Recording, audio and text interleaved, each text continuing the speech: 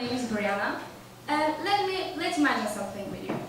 You wake up and check up your phone, scroll your Facebook, Twitter, and Instagram account. Then you're just about to begin your homework when you decide to check your phone for another minute. And there you go, another half an hour lost.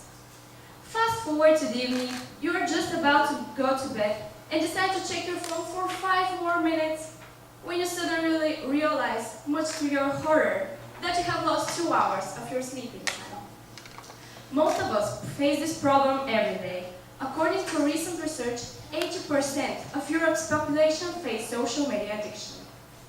The use of social networking sites such as Facebook, Twitter, and Instagram has become the cornerstone of modern communication and connection, as it allows the users to create a sense of belonging and redefine their way of being. Despite the many positive benefits and impact of these sites, concerns have been raised about negative impact of excessive use of social networking sites. I was 11 when I got my first phone. And I was only 10 when I started using Facebook. And I guess most of you get your smartphones at a similar age. So, what's going to happen and how is social media going to develop? We don't know, but of course we can make some predictions. So we conducted a survey among the students in our school, and the results are 75% think that social media addiction will get worse because we will get more engaged with our phones. And 25% believe that by 2013, the social media addiction will decrease. But as Bory mentioned, we can only make predictions. It's all up to us. We create the future. So, how does social media addiction affect us and what does it cause? Peer pressure and desire to compare. People are afraid to miss out and they love to compare themselves with other people. You want to become part of the community and part of the group. This is why you're using the social media networking sites. Over-comparing yourself with other people will create anxiety and give rise to the negative feelings such as jealousy. This can evolve into a more serious issue and cause mental health problems. Social media addiction leads to distraction and drop in productivity. Many studies have found that the more people engage with social media, the less the person is able to focus on its works. This leads to decreased productivity and increased procrastination. Furthermore, if you spend your most productive hours on social media, you will use up most of your willpower and energy there.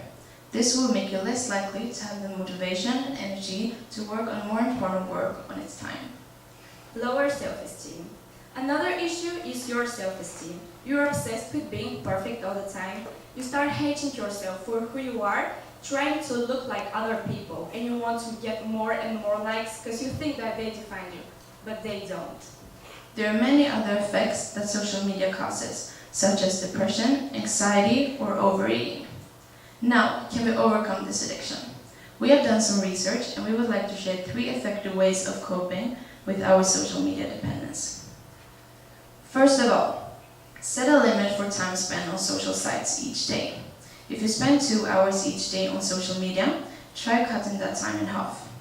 You may be surprised to find that even when you set a limit that is seemingly drastic as halving the time you usually spend online, you won't notice any difference. We tend to fall easily into mindless browsing mode with endlessly refreshing content on Facebook, Twitter, and Instagram, and etc. There's no getting to the end of the updates. The more time you spend on these platforms, the more these companies make on ad revenue. So their goal is to get you to spend as much time scrolling. The second tip is turn off your notifications.